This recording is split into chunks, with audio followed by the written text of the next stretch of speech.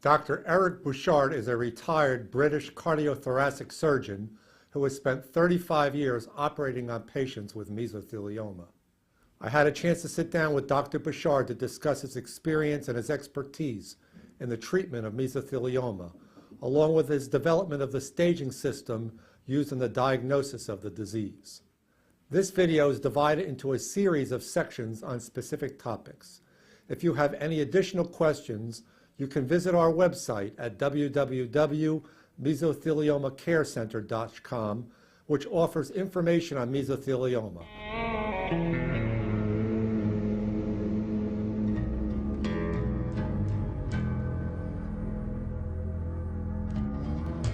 Yes, it began really when I was working as chief resident in the Northern Regional Cardiothoracic Centre in the UK.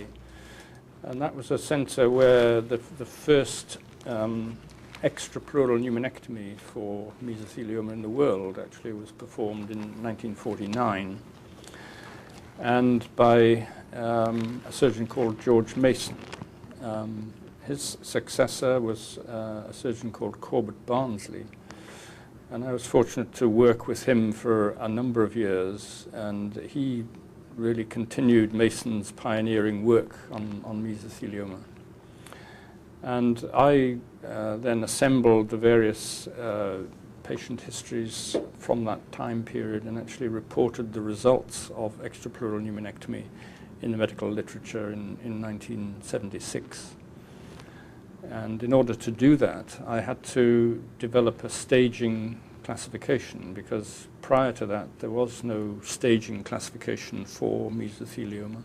To a consultant position at the University Hospital of Wales in Cardiff, and I continued my interest in the surgery of mesothelioma based on the experience in Newcastle in the Northern Regional Centre. And I devised modifications to the technique of the operation to improve safety, and also introduced the concept of what we call adjuvant therapy. That means additional treatment after the operation, chemotherapy and radiotherapy, in order to try and improve survival. And can you tell us a little bit about your experience over the years, what you've done over the years in terms of treatment of mesothelioma in patients who have been diagnosed with mesothelioma? Yeah. Well, over the years, because I had a particular interest in the disease, I received referrals for surgery not only from the area in which I was working in South Wales, but also from other parts of the UK, and even indeed patients from other countries also. Not all were suitable for surgery, but there were many referrals from elsewhere as well.